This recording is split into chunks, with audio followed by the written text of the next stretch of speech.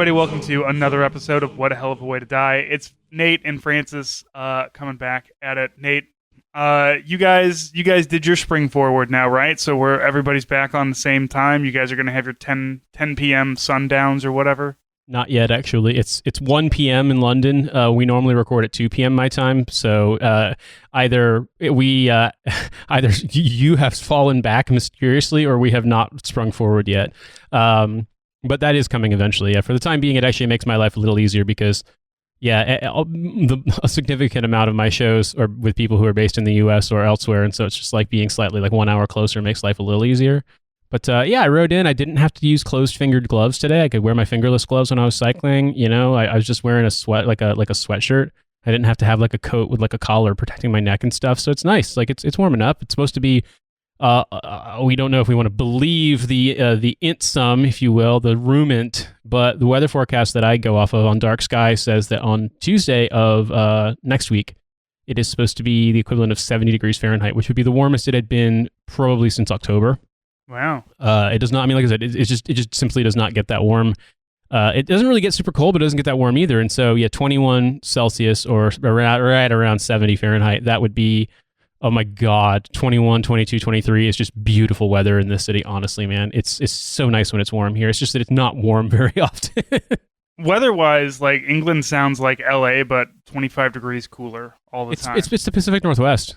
Honestly, it's Pacific Northwest, but it gets when it gets hot for less time, and it very rarely snows down here. But it's about the same. It's almost the same climate, and it's not that much further north than Seattle, or certainly like Vancouver, Canada. Like it's not that much further north overall, or at least I suppose on the map it probably doesn't look that much further north. I bet you if you actually go on the globe, it's much further because that tends to happen with the projection. If you follow the latitudinal lines, you'll see that England is way farther north than you're really thinking. Yeah. Also, I would say what always makes me laugh is that because of the map projections, you'll find that stuff like Canada gets represented as being relatively the same size as the U.S. when it's like multiple times the size of the U.S. And I learned that the hard way because going off of my sort of cursory knowledge of of middle school geography, where we had to learn the provinces of Canada, I figured that my drive from the U.S.-Canada border in Alaska down to back to Washington State would be relatively easy, like call it maybe 2 days. And it wound up taking 4.5 days because British Columbia is like the size of the entire west coast of the United States. And the maps lie. The maps love to lie. One of the most beautiful places I've ever been in my life. The unbelievable amount of just wild scenery out there. Strongly recommend driving. If you're into doing a really wild ass road trip, drive up through British Columbia to Liard Hot Springs, which is, I believe, either right over the border in British Columbia or right over the border in the Yukon Territory. Not gonna lie, most of the Yukon Territory is just basically like taiga and scrub forest. Like it's not all that interesting to look at. Mountain areas though are unbelievable. And then obviously like British Columbia, you have areas that look like Arizona, or California, like rolling canyons and desert and like pine forests. Then you also have like higher areas that are green that literally look like the Swiss Alps. It's unreal. So wait, where were you driving from? I was driving from Fort Richardson, Alaska to Fort Benning, Georgia. But I had to drive on the Alaska-Canada Highway. And then the route that I picked, at a certain point on the Alaska-Canada Highway, you can branch out and go towards prairie provinces. And I could have come back into the U.S. like near Illinois or Minnesota or something like that. But I had friends all over the U.S. that I wanted to visit. And I had like a bunch of, travel days that weren't going to get counted against me on leave. So shit, dude, that's like driving from Seattle to Florida. Like just looking at Google Maps, just like, oh, here's the distance from where you're at, Anchorage. Like I thought you were talking about like down on the tail, like that little. No, remember you can't drive on the tail. I know, but like there's got to. I'm aware. That's why I asked where you were driving from, because like wow, you're way further. Like you're an entire California away from that, and then so you got to drive down California, then you get to Seattle, and then Seattle, you're really only like that's just the tip. Yeah, so basically, and also, I don't know if this is revealed by what you're doing if you're doing straight line distance, but if you're going map distance, or like on the roads, you have to go a decent ways north. Like you have to go almost to Fairbanks, to this city called Tok, and that's where the Alcan picks up. And then you take it, and you just, I mean, and the thing about it is you can't really drive that fast because it's not a big road. I mean, it's like a 2-lane highway most of the way. So yeah, you just, and it's just, I mean, you get out of Canada. I mean, honestly, you get into rural Alaska, there's no cell phone reception. There's no cell phone reception until you hit Whitehorse in the Yukon Territory. It starts to get a little bit better as you get down towards the more like the more urban parts of British Columbia. But dude, it's unreal. And I drove it in a fucking Volkswagen. There's got to be gas. So this says 44 hours from Fort Richardson to drive to Seattle. Going through Whitehorse, Beaver Creek, Glen Allen, Prince George, Tok. Yeah. There's a lot of, there's just a lot of mountains you got to go around. Yeah, there's literally a city called Dawson Creek too, which I thought was amazing. It's not particularly scenic. But yeah, I'm telling you, man, there was it was unbelievably pretty stuff. But yeah, it's a long ass drive, and a lot of, like I said, I had a Volkswagen Golf with my bike and a strapped up top with a camp top, like a camper box. And God, you were really in just the wrong place. Like, you shouldn't have joined the army. You should have joined like the people who hike the Appalachian Trail or something. Well, what's hilarious too is I got to my friend's place. Some of my friends who were in Ranger Regiment were all like living as roommates in Tacoma, and they had a house that was like a fucking compound in more or less downtown Tacoma. Like, it was an old house that had like the garage, that was probably built for horses, and so they had this like the compound in the center, and they had a shop vac and a pressure washer. And I was so grateful for that, because that car was just, it was like English pebble dashed house cover of bugs all over my car and the camper top and my bike and everything. I had to just pressure wash the fuck out of it. So, and the sad thing is, I had a bunch of great pictures, but I lost my phone. My phone fell out of my pocket when I was in DC one time, a little while after. And I, being a dumbass back in those days, you had to like sync your phone with your computer to get pictures off. I didn't have, so I lost all my pictures of the trip. I lost all my pictures of my my trip to Australia, all that stuff. So, a sad day for me. This is, if I had nothing better to do with my day, I would make this drive. That's a $10,000 Patreon goal. Nate and I will fly to Anchorage and then drive to Seattle, Washington, and then promptly dissolve the podcast. Oh my God, dude. I just remember it being, it's just an endless drive. It just never seemed, I was putting in 14-hour days, and yeah, it took me 4. I was camping too. I would stop back at that time of year. I went in August, and we really couldn't just camp, because you can basically like legally camp anywhere. But the thing about it is that like you shouldn't, because the bears are so active that like if you do, like you're inviting trouble. Like when I was staying at Leard Hot Springs, there's a camp, so I just stay at campgrounds, and like, man, I feel like such a fucking boomer. I don't know if I've told this story before, but they woke us up. They were scaring the bears away by launching fireworks off in the middle of the night. And so I woke up with explosions going all around me. I was just like, what the fuck? What the fuck is happening? And, instinctively rolling out of my sleeping bag, rolling for my M4. And then I'm like, wait, Nate, you're in Canada. You're in a campground.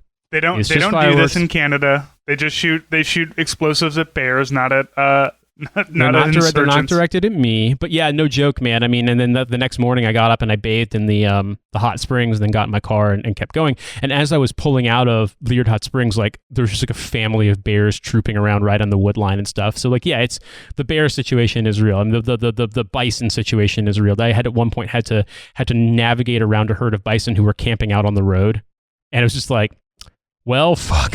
I don't know. You can't do anything because you're in a Volkswagen Golf. It wouldn't matter what you're in, unless you're in a tank. I sat and I waited, and they didn't really move that much. But then I was like, all right, guys, I need to move through this. So I just crept very slowly forward, and like they kind of made some room for me. And I was just like, hey guys, just chilling. All right, not gonna do anything, not gonna hurt you, not gonna try to bother you. Just going about my day. Please don't charge me. And yeah, and they were okay with it. They were fine. But like I said, they are. It's like moose. Nothing prepares you for how actually big these animals are. Those things, and how powerful a moose is. Like, it's just, it's an insane beast that exists. And, me as a city folk, I see cows and I get excited. But I've seen moose. And have you ever seen the video of the Pyrenees that charges after the moose in Alaska? No. Oh my God. Hopefully it doesn't end bad for the Pyrenees, because God, fucking moose that Pyrenees fucking chased it off. Like the moose is just like, can I please get around this yappy thing?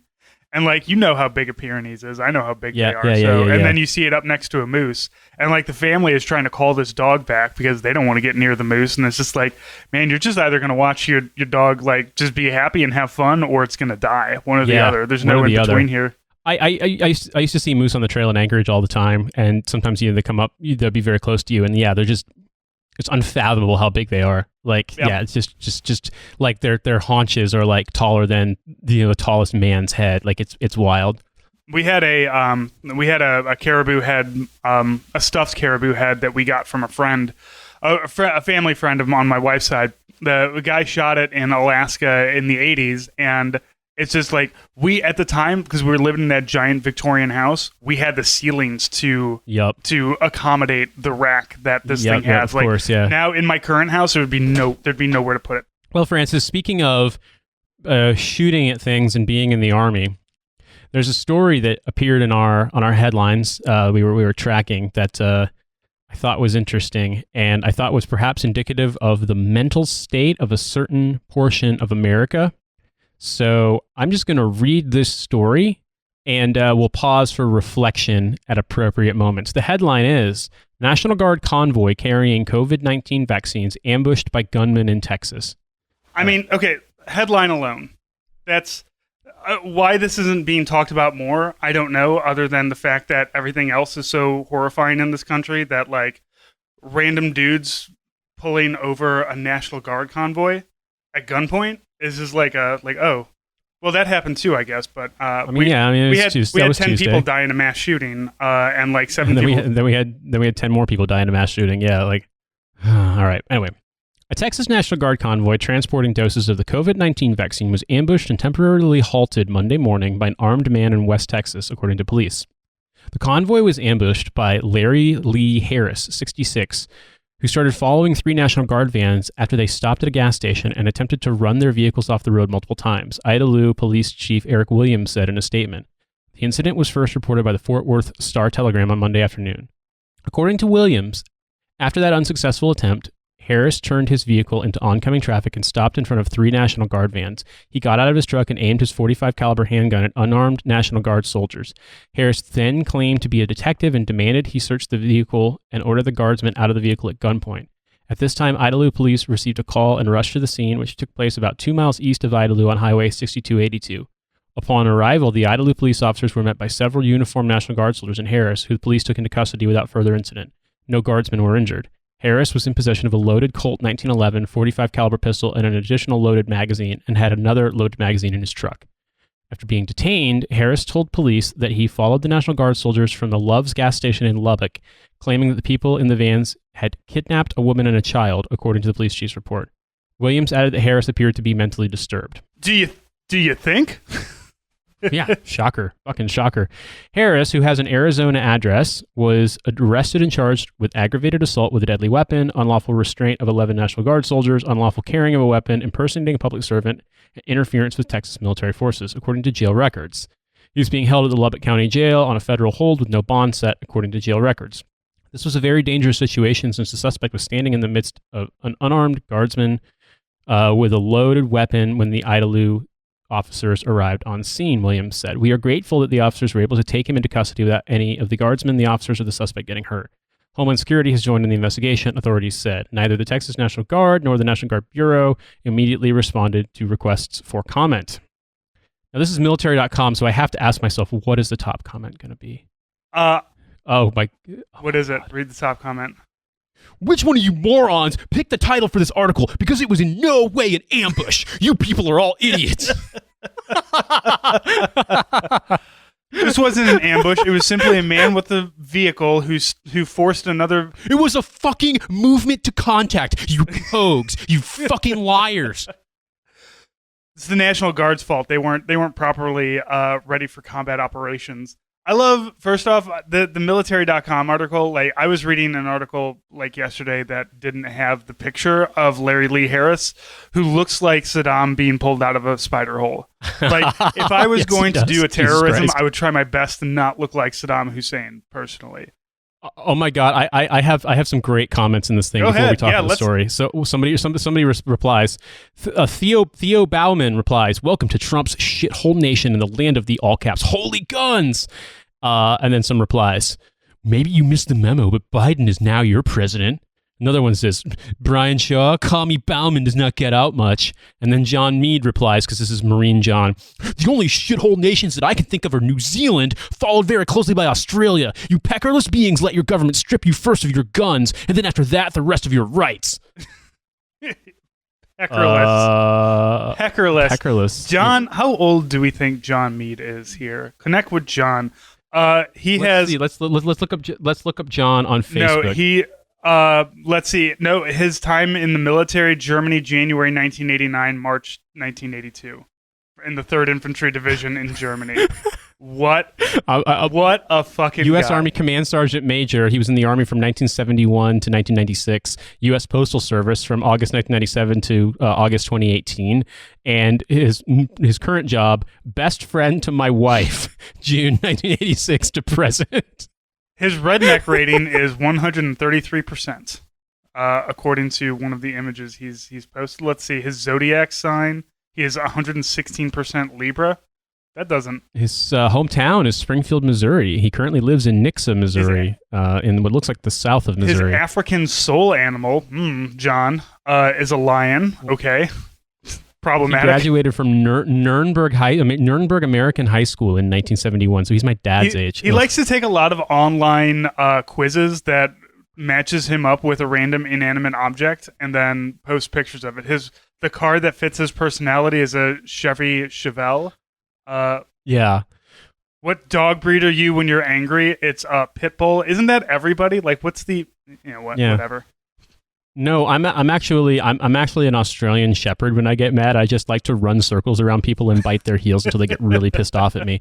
The thing about it is, right, I think that we're not 100% sure with anything, and so I don't want to speculate in the sense of assigning direct causality to this, but I wouldn't be surprised if this person is some kind of online conspiracy person, the perpetrator here. And it's what gets me about it is that a lot of this shit, I think the biggest thing I've got here is that this could have turned into a mass fucking shooting. This could have turned very easily, this guy could have just murdered people. Those guys were all unarmed. And I think the big thing I want to establish here is, just for civilian listeners, is there's no reason those guardsmen would be armed. They were driving in what do we call those things? God, I'm losing my mind. Well, no, GSA vans. Oh, they're in the vans? Oh, okay. They were in vans. They weren't even in trucks.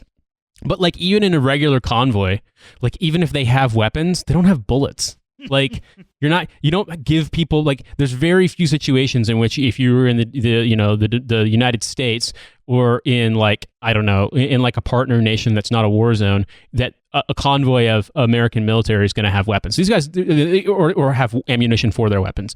And the only exception to that rule would be if they were a convoy hauling ammo to a range, then they're going to have some ammo, some loaded weapons on them, because they technically have to safeguard that. Yeah, but that's and what really that means is that somebody has a 9mm with a 9mm, and because I've done that. I've done ammo transportation legally. Two people in two vehicles.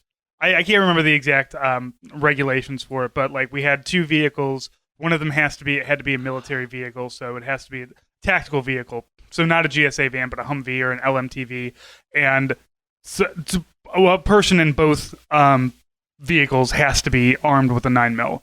And that's it. Yeah. And there's, because when it comes to when we're carrying guns in Iraq, Afghanistan, we have rules of engagement. We have it's just different the way that you kind of posture yourself in a war zone versus when you're just doing a convoy in America. Because what was the National Guard supposed to do? Should they have shot that guy? Had they all been armed with M4s? Should somebody have come up but it turned out okay, but that guy could have killed them, but they could have also killed him if he had the gun. So I don't really know what the correct answer is, because also just if you start if National Guard soldiers suddenly start to have to be armed to just do convoys across Texas, we're gonna lose some rifles real quick, because there's gonna be some dumbasses that forget them somewhere. Yeah, and I was going to say too. I mean, this brings me back to the stuff about Jade Helm. I mean, I know from friends who stayed in that stuff like Jade Helm is continuing to happen. Like they keep doing them, but they just don't announce them publicly because starting around 2015, 2014, 2015, people started to get really insane about this. And I think that like a lot of this stuff, the culpability here. In my obviously, okay, this guy's a fucking idiot and is insane, clearly insane. Like you said, he looks like Saddam Hussein in December 2003. And yeah, he looks like Mel Gibson back when he was going through it. Back when Mel Gibson had his real anti-Semitic phase. Yeah, exactly. And here's the thing, right? Like, clearly this guy is. I mean, if you think you're about to fucking go do battle with the deep state, do you really think that you can hold off? Like, if you think this is the military and you're going to take on the military personally, do you think that you're going to hold off 11 people with a 9 or the 45 caliber pistol? Like, if they're armed? No. So clearly, this guy is not thinking shit through. He's just, you know what I'm saying? Like, it's a psycho thing that he's doing. Yeah, he saw something and he went insane. But I think that the rhetoric behind this kind of thing has been so amped up by politicians and by media figures that it doesn't surprise me that people are going insane. And a lot of folks are going to be like, oh, that guy shot fucking Stephen Scalise. Yeah, that guy was a psycho too. But the thing about it is that's one instance that I can think of. Whereas like, this is every fucking day. Every fucking day these people are acting this way. So like the idea that I have to condemn both from the left and the right is like, no, actually you don't. Like if you have to condone, don't worry. If something happens from the left, like literally every single person you ever knew who even was in like high school student council will come out and make a statement condemning it. Like, believe me, the entire heaven and earth will move to make sure everyone on the planet knows the left is to blame for this. So you don't need to do volunteer cop shit for that. Like, you can just hold the right accountable. I guarantee you, because like they're the ones who are driving this. And, this is aided and abetted by not just, like Facebook psychos and YouTubers and stuff, but also elected politicians, people like your Garden, like your Dan Crenshaw, Ted Cruz, fucking Stephen Scalise, all these kinds of just scumbag Republican politicians. Like, yeah, it's the American right wants this to happen, and I think that this also brings back an interesting thing that sort of took place post. Well, how do you phrase it? Like, in the aftermath of Obama winning twice, and then subsequently like the weird conspiratorial, insane shit that started to happen in America. I do think that this is an interesting shift that you and I have talked about, which is that the Chud right used to be, it was all about fucking just loving the hell out of the troops. And now it's fuck the troops. The troops are the deep state. You know what I mean? The military is woke. Yep. After January 6th, when the military, when there's a subset of like the Q-pilled people who like post January 6th really took like a hard look at themselves and shook their heads and said, holy shit, I've been duped by this. There's a certain group of people who never really cared, but they followed the Q-pill shit because it furthered their needs. Like, like people like Dan Crenshaw. Dan Crenshaw is going to always be like kind of Teflon against criticism because he never like fully hooked his shit to Donald Trump. Not like a Madison Cawthorn where it's like that's all he's got is reactionary politics. So you've got people like that who rode the Trump train and then hopped off and will do perfectly fine on their own.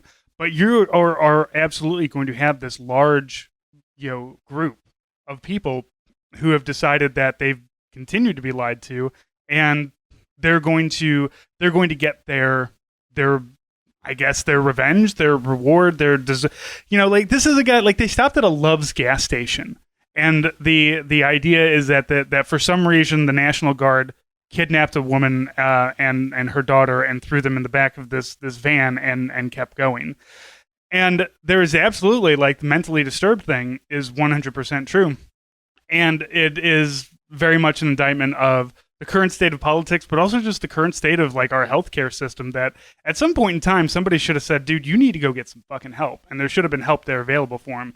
And then you don't have that. And then what do you have? Now this guy is going to jail probably for multiple years. He's 66 years old. He's not going to get helped there. He's not going to, get what he needs to not be mentally disturbed. And I mean, fuck him because he's a dumbass, but also I feel a little bit of pity for him because what else was he supposed to do? I mean, other than be crazy. But that's not his fault that he's crazy. Yeah, I mean, and I would say this too. Yeah, like there's obviously a crisis in the United States with regard to, the level of alienation that people feel, the total inability to access stuff like mental health care, the inability of mental health care to be like the salve when your situation also revolves around, lack of earnings potential, income inequality, housing inequality, all of these problems. Now, this guy is older, but I mean, you hear these situations with younger people too. And it's like, I don't want to excuse or even attempt to enter into the realm of excusing what they did. But I think that you owe it to yourself, if you're going to be intellectually serious, to consider some of the things that are happening. And then also consider the reaction, just to be honest, the reaction that will be provoked when something like this happens, when it's a white dude versus when it's not a white dude. You know what I mean? I find it very interesting the ways in which, for example, if you look at a mass shooter with some crazy Q-pilled shit who hates the cops and hates the military because he thinks they're the deep state and Pizzagate and all that stuff, versus, what was that kid's name? Micah Johnson, I think, who was a black veteran who murdered a bunch of police in Dallas. I've never seen a line of inquiry shut down so fucking hard when they were like, wait, this guy was an army veteran and specifically hated cops. Like it was like it didn't happen. Like they didn't really bang the drum to be like, oh, disrespect to police, that kind of shit the way they normally would. But there was none. There was almost none. So what I'm basically saying is that, like, be honest about the conditions that people are facing in America and this stuff. I'm not saying forgive these people or try to explain away their horrendous actions. Don't do that. But understand, I think, or at least consider that that a lot of people are at their breaking point, and there's a lot of just bad faith, dumb shit, opportunism, grifting, etc. going on. That's kind of profiting off that, egging it on, and leading us to the situation in which a dude, an army, I think it was an army veteran, I can't remember, but the guy who fucking shot up Comet Pizza, or the January 6th insurrection, all that stuff, like this is mostly being driven by people exploding their own brains online. And I mean, like, the same thing, the guy who was like a Bernie fan who shot up the fucking congressional baseball game, like, he, from what I can tell, was somebody who also got to some degree radicalized online and was kind of unwell. And I mean, and he didn't fucking zero his rifle, dude. What the fuck's wrong with you?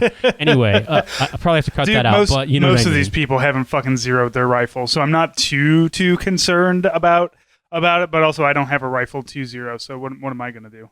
Yeah, exactly. I mean, it's just one of those situations where there's a lot of this stuff that gets weirdly swept under. Like, you, me, and the halfway knowing public have no idea. I was going to say the 50,000 people a month that listen to our show, which in the grand scheme of things is an extremely small number. But it's, if we discuss the Las Vegas shooting, the biggest mass shooting we've ever had, well, maybe in modern times, but massive mass shooting, no idea why. And all of it got just like, I don't know, we don't know why. Bullshit. There's a reason. Somewhere there's a reason. Somewhere it's not being told. And like a lot of times I really feel like yeah, okay, so yesterday our most recent shooting, the one at the grocery store, that one blew up and everything. And then we found out that, well, at least the last thing that I read about it was that he's a Syrian, the shooter was a Syrian immigrant who was mad about Islamophobia. So what happens, but immediately, the Andy knows and everybody on the right starts to grab onto that. And it is certainly when there's a mass shooting, it really does seem like every side is gripping their, the arms of their chairs, like, whose side did it this time? Who do we get to be mad at this time? It's like, man, that really feels like the wrong direction to be going in, because that doesn't do anything to stop the shootings to begin with. It's just a lot of people being reactionary and yelling at the other side. Like, and hell, I don't know, man. That's just kind of how we are now, is mass shootings just happen. I mean, the Emotional Marine emailed me not too long ago and said that we'll never stop mass shootings in America. So that doesn't make me feel too happy, from the Emotional Marine getting such bad news. But other than that, Yeah, I don't know. I just really don't know where our forward momentum is at this point, because what do you do? What do you do about fucking grade C Saddam Hussein here? Well, yeah, and also, I think the thing that gets me too is that something that I wasn't really expecting, because I'm very, very lucky in the sense that, none of my close friends have gone full on Q pill insane. None of my family members have, that I know of. I'm not like super tight with my cousins, but I do talk to them periodically. I haven't seen anything from them. My grandparents, I mean, only one of my grandparents is still alive, and she's not online at all. She doesn't even know how to use email. So my parents don't really use it. They don't watch TV, so they don't really get the crazy TV news shit. I mean, don't get me wrong, they read the Wall Street Journal, but they're not particular culture war people. And so they aren't really tied in with dumb Facebook shit. My dad periodically gets forwarded boomer emails from his West Point classmates, but he just kind of ignores that shit because he doesn't really care. But I have friends, like friends that I know who have lost family members to this. Not like they're dead, but they just have to cut them out completely because they're so insane. My brother, some of his best friends from high school are full on OANN Q pill people now, completely bananas insane. Reading that thing about was it QAnon casualties thread in Reddit or whatever, where people were talking about and it wasn't just in America. It was people in Britain. It was people in Germany. It was people in France, people in Ireland, this whole phenomenon of basically losing your family because they've gone, the internet has driven them insane because of just weird grift shit. It's wild to me. And, the thing about it is that, I don't know.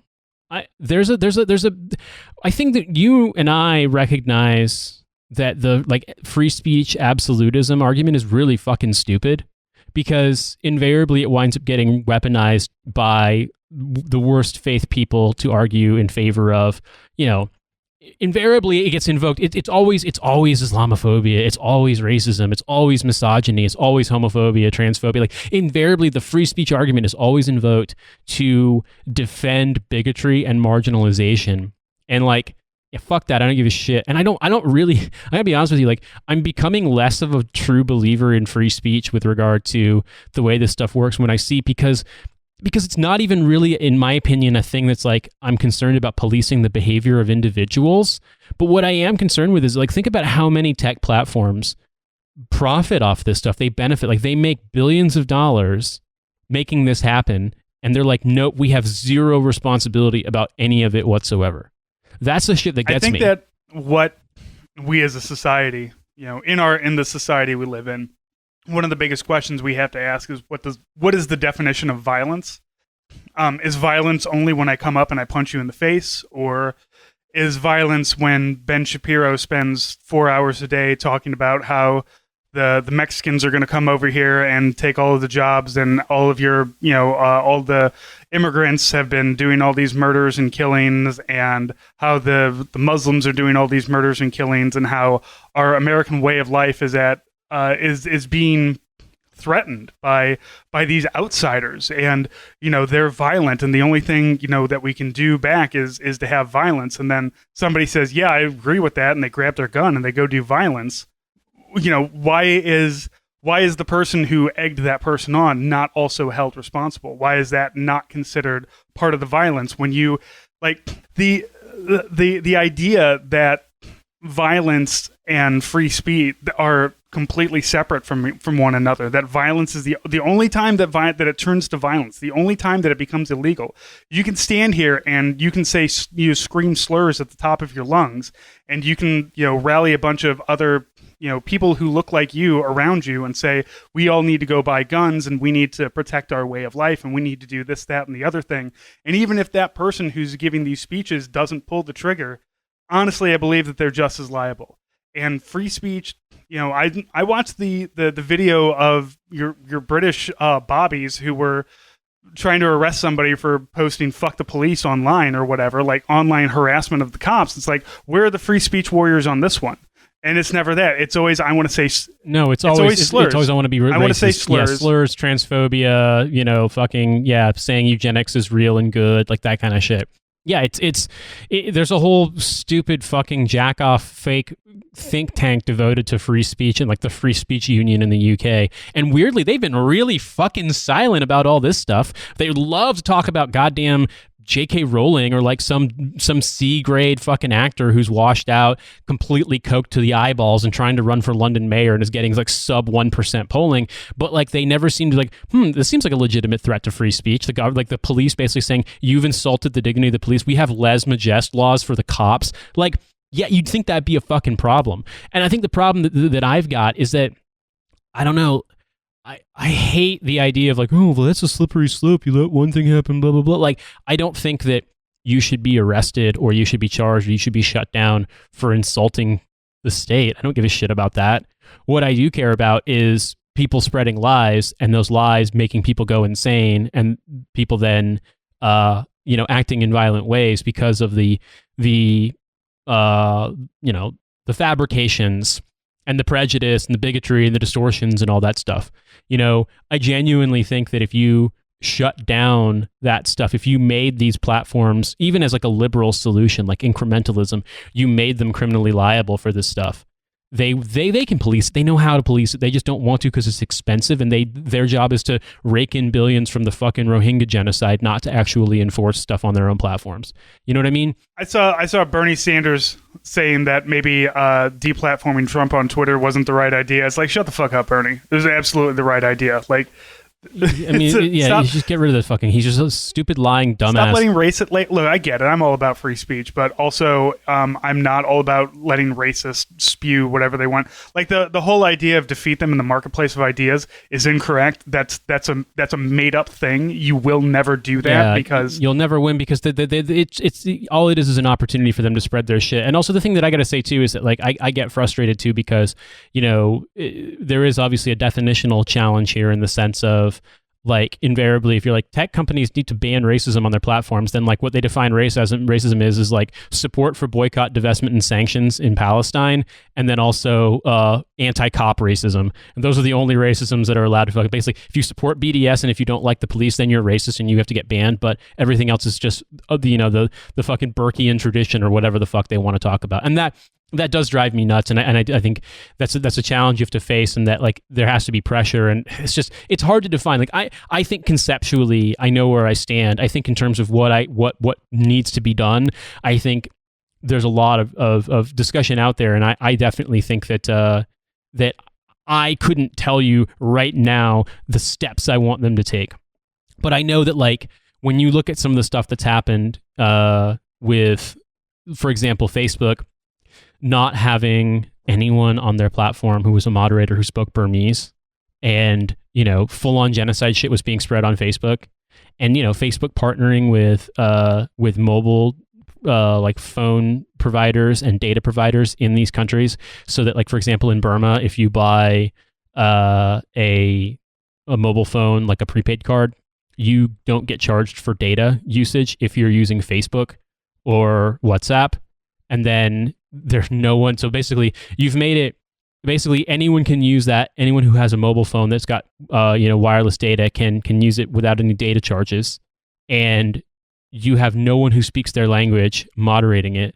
When they did finally get some Burmese language speaking moderators, they were all based in Singapore, and like they had like 6 people to monitor every fucking post made in Burmese, and like wholesale shit was going on, just like denounced, basically saying that like all Muslims in Burma or in Myanmar were committing atrocities against Buddhists, and they were this prompted pogroms. People were getting massacred in villages. Like thousands upon thousands of people had to flee across the border to Bangladesh to get away from these pogroms that were being incited on Facebook. And Facebook was like, oh, gee golly, we gave internet to the developing world. We're a light in the universe. And it's just like, you guys made this happen. You made it way easier to do a genocide. Yeah, you fucking facilitated this. And so that level of just fake innocence on the part of tech platforms, that's the kind of shit that really drives me nuts. And like, you can get into the weeds about the particulars, but I think that overall, when you look at the culpability, the shamelessness of it, that's where I start to lose my mind. And when you look at what happened in this town, near Lubbock in Texas with this guy in the National Guard, you see this happening again. That pre-internet, there was a South Korean police officer who went insane and just went door to door murdering people and throwing grenades and killed, I don't know how many people, but it was a fuckload. I think it was over 100 people. This was in the early 80s, I believe. So like, it's not as though every act of violence committed by humans, every mass killing, every public outburst of violence is because of the internet. But I do think that the internet is contributing to this. And I think that this is a discussion we've got to have. And I feel like taking this sort of like, just being a fucking douche and taking like a John Adams quote or something like that, like, facts are stubborn things, blah, blah, blah, blah, and trying to be above it all with like your like year one law school shit, that doesn't accomplish anything, and it's really just wasting people's time. I absolutely think that these platforms need to get clamped down on.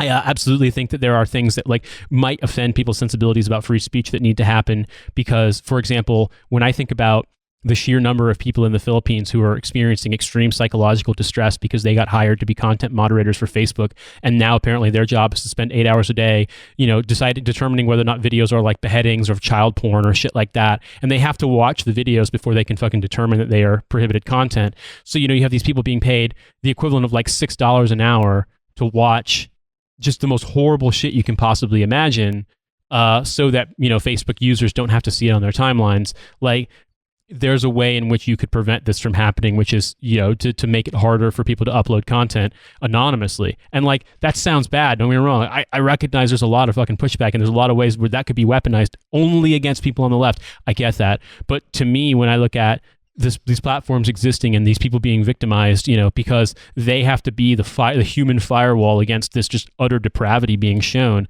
like, that's fucked up. That shouldn't exist. That needs to go away. That has to stop. And like, if that makes it harder for me to share a video about like, like when you nut and she keeps sucking or something like that, well then so be it. You know what? So fucking be it. Like, but it's my ability to post dumb shit, without any real controls on content does not supersede the right of people to not have to, for a business making hundreds of billions of dollars a year that's paying them pennies.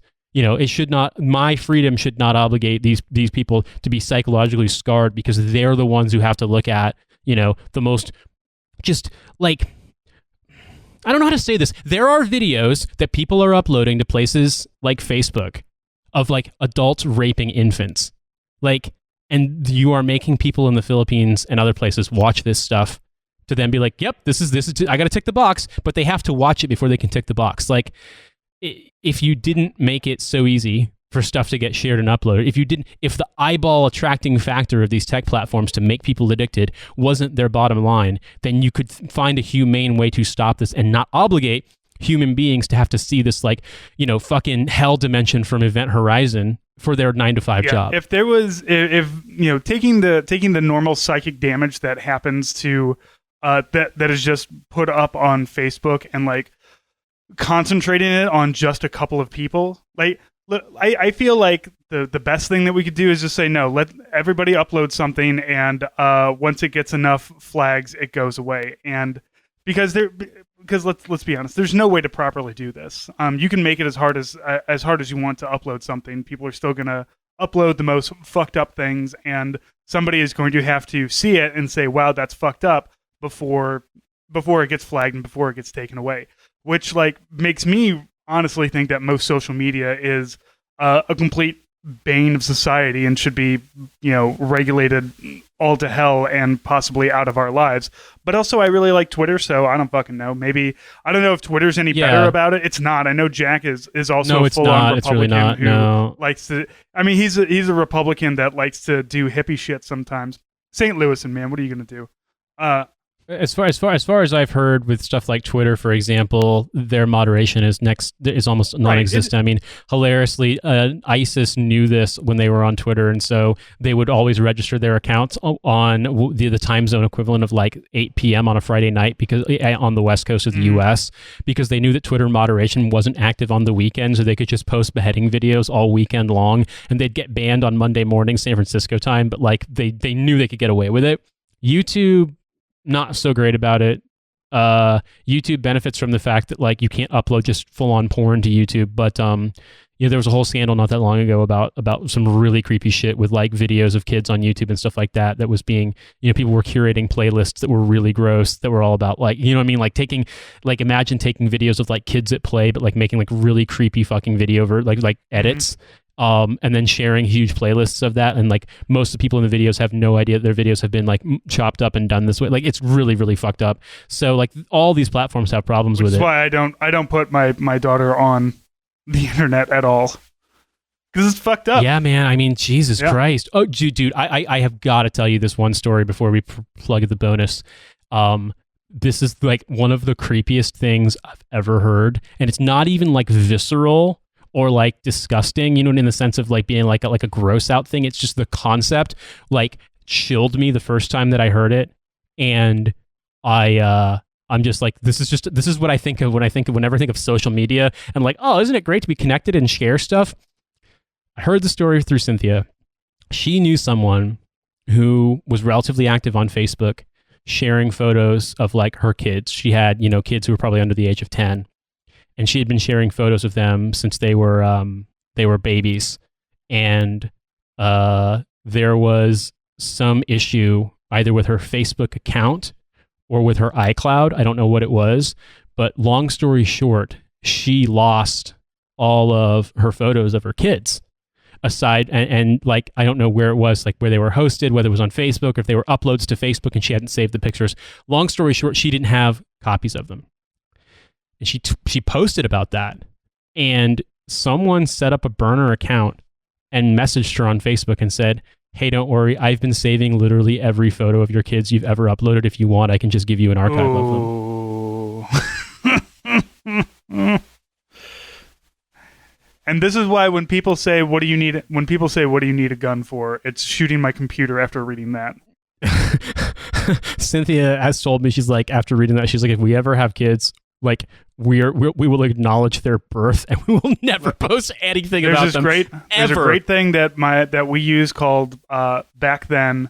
It's only invite only. You can invite your parents, the grandparents, friends, family, and they can look at pictures. You can upload directly to it from your phone. But no, it's not like it's not open. It's only invitation. You have to send somebody an email to let them see. So, highly recommend that if you've got kids and you've got people who are going to want to see the kids. Because occasionally I'll put like a picture of my daughter on Instagram, but not Twitter, not Facebook anymore. None of that nonsense. None of that. Yeah. I just, after having seen that, or heard that story, I was just like, whew, the internet. Yikes. Fucking yikes. It's great and horrifying all in the same sentence. Well, yeah, you think about it. I mean, that's how we have our show and our, in my case, my livelihood, all based on both posting and podcasting. And that's all facilitated by social media in a huge way. But then also the same thing is, leading fucksticks to go crazy and decide to hold up National Guard convoys while they're hauling vaccine doses, or creates this entire economy of like shattering the minds of Filipino tech workers. So it's just such a nightmare. And I do think that like the big picture questions we've talked about are things people need to admit to themselves, that this idea of like the freedom of the press and so on, and freedom of speech, it's like you are defining those in really like fluffy general terms that make you feel good without really addressing what's going on in real life. And that sucks. It's very bad. All right, so for our bonus episode this week, it is the Zoo Crew. We watched Face Off, a movie I have never seen. Nate, have you ever watched Face Off? I watched Face Off through fucking the blackout fuzz on Cinemax when I was like 12.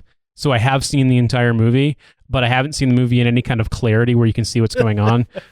Just because, yeah, like I said, it was all fuzzy. But I did watch it that way. They take the faces off and put them on each other. Yeah, they swap faces. I know that. Doesn't like a guy and his wife get murdered in a tent in the middle of the desert or something? No. Isn't there like a scene at the end where they run up on people like pretending to be like wildlife, like park rangers, and just like murder some people? I don't remember that. Maybe I saw a different version. That might be maybe a different 90s action film. I saw the violent director's cut. Yeah, who knows? Oh no, you're right. It is. It's in Broken Arrow. Okay. My bad. Yeah, you gotta get your shitty 90s action movies. But put together. Actually, I think the 90s are like the best action films that we had because it's post-Cold War but pre-9/11. So it's this glory years of like, we don't really have a bad guy. Let's just blow shit up and have machine guns. Remember when the siege seemed really far-fetched and bad? You're like, well, that would never happen. No, wait, whoa. That many people died in New York in a terrorist attack? Well, no, we would definitely not do illegal internment camps.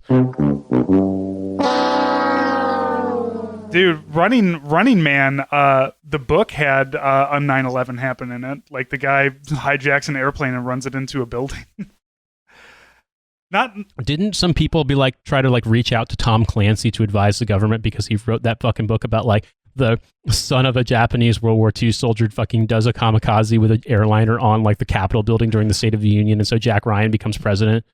That sounds... I'm dead serious. I know 9/11, Tom Clancy. People freaked out enough. They were like, we need Tom Clancy to advise the government. We have him activate Rainbow Six, a thing that's real. At some point in time, where maybe next time 9/11 comes around, we'll do a reminiscing of the insanity of America directly after 9/11, because anybody who's like not our age doesn't really remember how fucking crazy the country went. Like, but yeah, they absolutely got like, I remember flipping to, seeing on CNN and seeing like, yeah, we've got Tom Clancy, or maybe it was Fox, like, we got Tom Clancy on to talk about this. Like, fucking why? But also, it was like nobody had anything else to talk about. There's nothing else to do other than talk about 9/11. So it's like, I don't know, Tom Clancy wrote about this. What's your take on it? And Tom Clancy's like, oh, that's fucked up, man. Why do you have me on here? Shouldn't you have a NatSec guy or something? I don't know. It's some shit. I wrote a book, yeah, bro. Exactly. What do you want? Anyway, so we're going to run 10 minutes of this preview of the bonus. If you want to hear the Zoo Crew talk about Face Off, here it is, and it's on the Patreon. So everything else is the same. They're like, we have to hide the scar, but like keep the dick the same, because like we can't. Like they should have just swapped. Like I don't know what the proper answer would have been here. I mean, obviously none of this, but from a practicality sense, while you're swapping people's faces out, this is dumb as shit. Yeah, swap dicks too, at least. You would have to, and balls for that matter. Some balls are weird looking. Bad news, Mr. Archer. He suffers from a condition known as micropenis. Yeah, this is. I'm trying to like wrap my brain around it right now. So the face. You just put Nicolas Cage's face on me. And then, I was mostly just stuck at. Yeah, don't worry. We have our secret, like, state-of-the-art FBI, like, plastic surgery clinic, like, in the hills outside it's of like some LA. guy's basement. Yeah, just like, don't, and also like, we're gonna, switch your faces, but you can't tell anyone about it. Certainly not your chain of command or anybody else.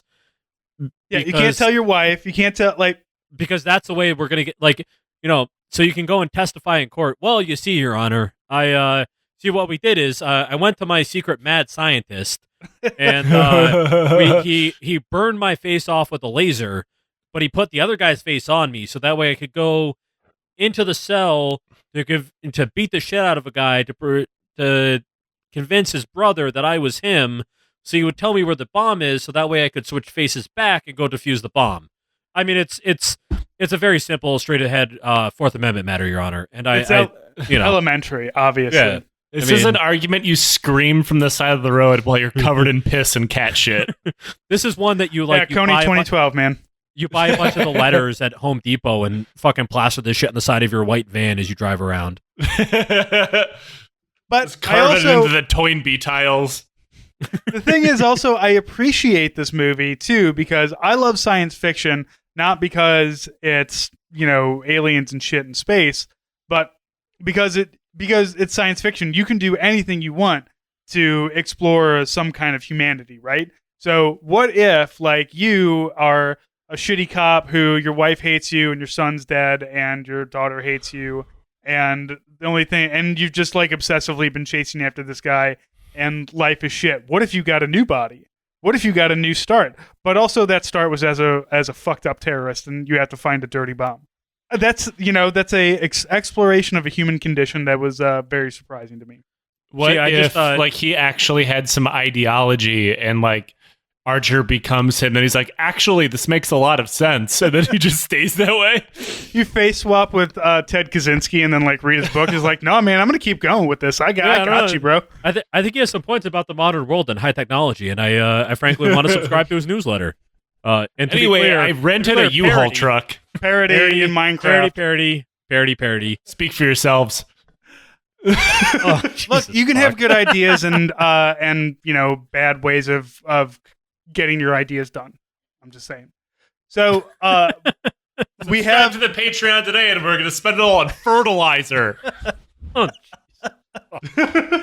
Hey man, it's springtime, all right. So it's time for me to get a whole lot of lye and some lime, and we'll be fine. Springtime for the Michigan militia in Germany. All right, so we have face off and then face back on, and then for some reason, Archer Nicolas Cage wakes back up and is just like has no face. They put no covering on him. They're just like, yeah, just let his face hang out, just anywhere. Just let it dry out. Turn into fucking beef jerky in the hallway. And here's a question too. Like, so this is a super secret underground place, right? Where there's nothing. Yes. So they take Nicolas Cage's face off. Were they planning to put it back? Like, isn't he just assumed dead right now? Why didn't they just throw it in the faces? trash? Right. But like also like even if they think he's in a coma, why don't you just like pump him through full of like, I don't know, a bunch of fentanyl or some shit and just like keep him fucking doped up as hell. Right, or what? Like, why keep him alive at all? Just take the face and then just remove the feeding tubes and just be like, whatever. But no, they're like, no, we have to keep him alive. Like they're going to put the face back on him. I don't know what the plan was, but they certainly didn't prepare for it by covering his open, wounded face that they lasered off with anything. So they face off, face on, and then Nick Cage wakes up and he's just like, well, I want a face too, motherfuckers. And somehow gets them. What is he? He calls his gang, I guess.